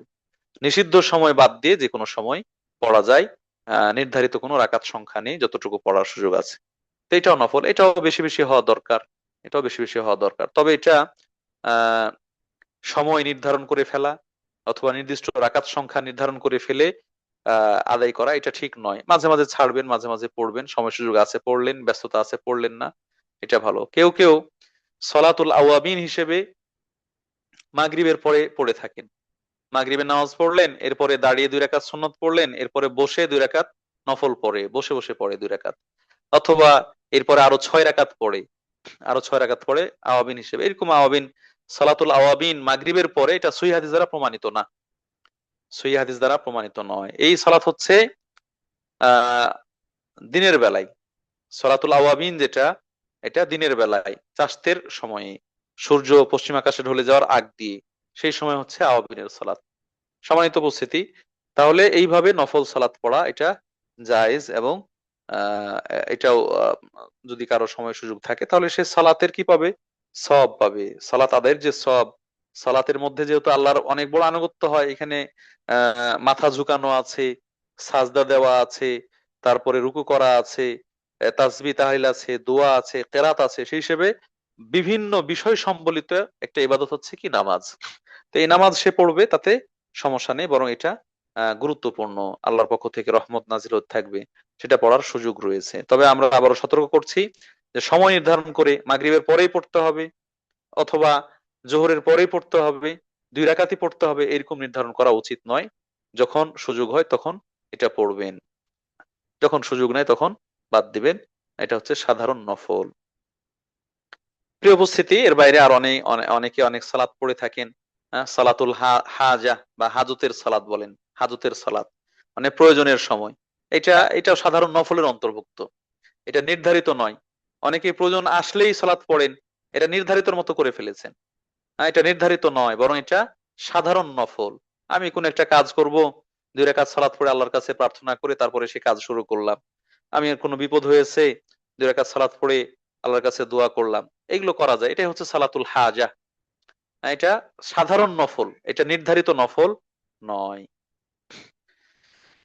সাধারণ নফল, আচ্ছা, নফলের ক্ষেত্রে ফরজ বাদ দিয়ে সুন্নত নফলের ক্ষেত্রে আরেকটু বিধান কিছু রয়েছে, আমরা আলোচনা শেষ করব সেখানে এটা বলি, যাতে সবার অবগতি হওয়া সহজ হয়। নফল নামাজগুলো নারীদের জন্য তো অবশ্যই ঘরের মধ্যে পড়া উত্তম, পুরুষদের জন্য ঘরের মধ্যে পড়া উত্তম। ফরজ নামাজ পুরুষরা মসজিদে পড়া ওয়াজিব বা খুবই গুরুত্বপূর্ণ, জামাতের সাথে আদায় করবে। নারীরা মন চাইলে আহ ঘরে পড়তে পারেন, এটাই উত্তম। আর যদি জামাতে যান তাহলে জামাতে যাওয়ারও সওয়াব পাবেন, সেক্ষেত্রে বাধা নাই। কিন্তু নফল নামাজ, সুন্নত, মুস্তাহাব, এইগুলো মসজিদে পড়া জায়েজ থাকলেও ঘরে পড়া হচ্ছে উত্তম। হ্যাঁ, নির্জনে পড়া উত্তম। এ ব্যাপারে স্পষ্ট হাদিস রয়েছে, আফদালু সালাতিল মারই ফি বাইতিহি ইলাল মাকতুবা, ব্যক্তির শ্রেষ্ঠ নামাজ হচ্ছে যেটা ঘরে পড়ে, তবে ফরজ ছাড়া, কেননা ফরজ মসজিদে গিয়েই জামাতের সাথে আদায় করতে হবে। এটা একটা বিধান। এখানে দৃষ্টিভঙ্গিটা হচ্ছে যে ফরজ যদি আপনি না পড়েন তাহলে আপনার ব্যাপারে ধারণা আসবে ও তো মুসলিমই না, ও ফরজ নামাজই পড়ে না, তার মানে তো মুসলমানই না, ও তো কাফির। এইরকম ধারণা যেন না আসে, জন্য মানুষের সাথে মিলে জামাতে সালাত পড়বে। আর নফলের ক্ষেত্রে ধারণা আসে যখন কেউ বেশি নফল পড়ে, মানুষ বলবে ও লোকটা তো খুব পরহেজগারি, এই লোকটা তো অনেক নামাজি। হ্যাঁ, তার একটা রিয়া বা সুমা, লৌকিকতা বা সুনাম সুখ্যাতি অর্জন, এরকম চিন্তা ভাবনা আসতে পারে। এটা যেন না আসে, এই জন্য নফল সালাত ঘরে পড়ায় উত্তম, ঘরে পড়ায় ভালো। তবে যদি সেরকম পরিবেশ না থাকে, তাহলে মসজিদে পড়া কি আছে, জায়েজ, এটা নিষিদ্ধ নয়। দ্বিতীয়ত, নফল নামাজের ক্ষেত্রে নফল নামাজের ক্ষেত্রে দাঁড়িয়ে নামাজ পড়া আবশ্যক নয়। দাঁড়িয়ে নামাজ পড়া আবশ্যক নয়। আমরা যেমন বলে এসেছি ফরজ নামাজ দাঁড়িয়েই পড়তে হবে, যে দাঁড়াতে পারে তাকে দাঁড়িয়ে পড়তে হবে, বসার সুযোগ নাই। কিন্তু নফল নামাজ দাঁড়িয়েও পড়তে পারে, বসেও পড়তে পারে, সামর্থ্য আছে তারপরও। তবে দাঁড়িয়ে পড়লে পরিপূর্ণ সওয়াব পাবে, আর যদি বসে বসে পড়ে তাহলে অর্ধেক সওয়াব পাবে। দাঁড়িয়ে পড়লে যা পেত, তার অর্ধেক সওয়াব পাবে, তার অর্ধেক সওয়াব পাবে। এটা একটা বিধান আর কি, যে দাঁড়িয়ে নফল নামাজ দাঁড়িয়েও পড়া যায়, বসেও পড়া যায়। তবে দাঁড়িয়ে দাঁড়িয়ে দাঁড়িয়ে এবং রুকু সিজদা যেভাবে সেভাবে পড়লে ফুল সওয়াব পাবে। আর যদি সবকিছুই করলো শুধু দাঁড়ালো না, তাহলে অর্ধেক সওয়াব পাবে। তবে আল্লাহ রাসূল সাল্লাল্লাহু আলাইহি ওয়াসাল্লাম শেষ বয়সে যখন রাতের নামাজ পড়তেন লম্বা করে, তখন দাঁড়িয়ে শুরু করতেন, কিছুক্ষণ তেলাওয়াত করার পরে বসে যেতেন, বসে এসে তেলাওয়াত করার পরে আবার যখন রুকু করবেন তার আগ দিয়ে দাঁড়িয়ে যেতেন, দাঁড়িয়ে কিছুক্ষণ তেলাওয়াত করে তারপর রুকু করতেন, তারপরে সাজদা করতেন। এটা দাঁড়ানো হিসেবেই গণ্য হবে, এটা দাঁড়ানো হিসেবেই গণ্য হবে। আর যে শুরু থেকে শেষ পর্যন্ত বসেই পড়লো, সে যেন বসেই পড়লো, এটা দাঁড়ানো হিসেবে গণ্য হবে না। আরেকটি মাসালা হচ্ছে এর সাথে সংশ্লিষ্ট নফল সালাতের, যে যারা বাহনে নামাজ পড়েন, যানবাহনে, যানবাহনে ফরজ নামাজের ক্ষেত্রে কেবলা অবশ্যই কেবলামুখী হয়ে থাকতে হবে। কিন্তু নফল নামাজের ক্ষেত্রে যানবাহনে আহ আপনি কেবলামুখী হয়ে শুরু করবেন যদি সম্ভব হয় তাহলে, আর না হলে যেদিকে খুশি সেদিকে আপনি মুখ করে সালাত পড়তে পারবেন। কেবলামুখী থাকা এটা কি শর্ত নয়, যেমন বসে থাকা এই দাঁড়ানো শর্ত নয়, এরকম কেবলামুখী থাকা এটাও কি শর্ত নয়। নফল সালাতের ক্ষেত্রে সেই ছাড়টুকু আছে, সেই ছাড়টুকু আছে। আরো কেউ কেউ পার্থক্য করেছেন যে ফরজ সালাত যানবাহনে পড়া যায় না, এটা নেমে পড়তে হয়, কিন্তু নফল সালাত যানবাহনেও পড়া যায়, এটা নেমে পড়তে হয় না। মোটামুটি নফলের সাথে সংশ্লিষ্ট সিংহভাগ আলোচনা আমরা উপস্থাপন করার চেষ্টা করেছি, এরপরও হয়তো বাদ চলে গিয়েছে। আমরা যতটুকু আলোচনা শুনলাম এর মাধ্যমে আপনাদের কাছে আমি মেসেজটাই পৌঁছাতে চেয়েছি যে সালাত যেরকম ফরজ আছে, এরকম সালাতের মধ্যে নফলও আছে, যদিও নফলের মধ্যে ক্লাসিফিকেশন আছে, সুন্নাতে মুআক্কাদা, সুন্নাতে গায়রে মুআক্কাদা, এইভাবে বিভিন্ন সালাত। এখানে এটা চলে আসবে যে প্রত্যেক আজান এবং ইকামতের মাঝে সালাত রয়েছে, সেটাও সাধারণ নফল হিসেবে গণ্য হবে, নির্ধারিত নয়, সাধারণ নফল হিসেবে গণ্য হবে। ও আরেকটা গুরুত্বপূর্ণ মাসালা, এটা না বললে নয়, সেটা হলো যেগুলো নির্ধারিত নফল সেগুলোর কাজা করা যায়। যেটা নির্ধারিত নফল, যেমন 5 ওয়াক্ত নামাজের আগে পরে নামাজগুলো, এগুলো কাজা করা যায়। আহ উইতরের নামাজ, এটা কাজা করা যায়, সময় পার হয়ে গেছে দিনের বেলায় পড়লে জোর করে পড়তে পারবে। কিন্তু যেটা অনির্ধারিত নফল বা সাধারণ নফল, সেটা কাজা করা যায় না, সেটা কাজা করা যায় না। এটা একটা গুরুত্বপূর্ণ মাসালা। আল্লাহ রাব্বুল আলামিন আমাদেরকে বিধানগুলো ভালোভাবে জানার, বোঝার এবং আল্লাহর সন্তুষ্টি লাভের জন্য, আল্লাহর সাথে সম্পর্ক গভীর করার জন্য, আল্লাহর নৈকট্যশীল বান্দা হওয়ার জন্য আমাদেরকে এই আমলগুলো বেশি বেশি করার তৌফিক দান করুন, আমিন আল্লাহুম্মা আমিন। যারা দীর্ঘ সময় ধরে আমাদের আলোচনা শুনছেন, আল্লাহ রাব্বুল আলামিন তাদেরকে উত্তম জাযা দান করুন। এইগুলো আমরা যেন আমাদের জীবনে মেনে এর দ্বারা উপকৃত হতে পারে, আল্লাহ সে তৌফিক দান করুন। আল্লাহ রাব্বুল আলামিন আমাদের ভুল ত্রুটিগুলো মাফ করে দিন, আমাদের গুনাহগুলো ধুয়ে মুছে সাফ করে দিন। যারা মারা গিয়েছেন, আল্লাহ রাব্বুল আলামিন মুসলিম মৃতদের ভুল ত্রুটিগুলো মাফ করে দিন, তাদের কবর আযাব মাফ করে দিন, কবরকে জান্নাতের সাথে সম্পৃক্ত করে দিন। আল্লাহ রাব্বুল আলামিন যারা অসুস্থ আছেন তাদেরকে পরিপূর্ণ সুস্থতা দান করুন, শিফায়ে কামিলা আজেলা দান করুন। যারা অভাবী আছেন তাদের অভাব দূর করে দিন। আল্লাহ তাআলা আমাদেরকে হালাল রিজিক দান করুন, আমাদের হালাল রিজিকে বরকত দান করুন। আল্লাহ রাব্বুল আলামিন অনেক মুসলিম নারীরা, মায়েরা, বোনেরা পারিবারিক অশান্তিতে আছে, আল্লাহ তাদের অশান্তিগুলো দূর করে দিন, তাদের পরিবারের কলহগুলো, দ্বন্দ্বগুলো দূর করে দিন, শান্তিপূর্ণ সমাধান দান করুন। তাদের পরিবারে ইসলামী শিক্ষা বাস্তবায়নের তৌফিক দান করুন, ইসলামী শিক্ষার আলোকে পরিবার গঠন করার তৌফিক দান করুন। আল্লাহ রাব্বুল আলামিন আমাদের সন্তান সন্ততি, ছেলে মেয়ে, তাদেরকে যেন ইসলামী শিক্ষায় শিক্ষিত করতে পারে সে তৌফিক দান করুন, ইসলামী পরিবার গঠন করার তৌফিক দান করুন। আল্লাহ রাব্বুল আলামিন যারা আপনার দিনকে জানার জন্য, বোঝার জন্য, দিনকে প্রচার প্রসারের জন্য সার্বিকভাবে প্রচেষ্টা চালাচ্ছে, তাদেরকে সাহায্য করুন, সহযোগিতা করুন, তাদের সম্মান বুলন্দ করে দিন, তাদের মর্যাদা বাড়িয়ে দিন। বিশেষ করে এসো আল্লাহর পথে কোরআনের আলোয় এই গ্রুপটিও দেশব্যাপী নয় বরং বিশ্বব্যাপী কোরআন ও সহিহ হাদিসের দাওয়াতকে পৌঁছার জন্য, মানুষকে জানানোর জন্য ভূমিকা পালন করছে। আল্লাহ রাব্বুল আলামিন এটাকে কবুল ও মঞ্জুর করে নিন, এটাকে হেফাজত করুন, এর মাধ্যমে আরো ব্যাপক খেদমত করার তৌফিক দান করুন। যারা এর সাথে সংশ্লিষ্ট রয়েছেন, প্রতিষ্ঠা করেছেন, পরিচালনা করছেন, বিভিন্নভাবে দায়িত্ব পালন করছেন, আল্লাহ রাব্বুল আলামিন তাদেরকে উত্তম জাযা দান করুন। দুনিয়া আখিরাতে তাদের সম্মান বাড়িয়ে দিন, বালা মুসিবত বিপদ আপদ থেকে হেফাজতে রাখুন। আমিন, আল্লাহুম্মা আমিন। বলে আমরা আমাদের আলোচনা এখানে শেষ করছি। হাসিনা আপু সম্ভবত সংযুক্ত থাকার কথা, থাকলে কিছু বলতে চাইলে বলবেন, না হলে আমরা যে একটা প্রশ্ন নিয়ে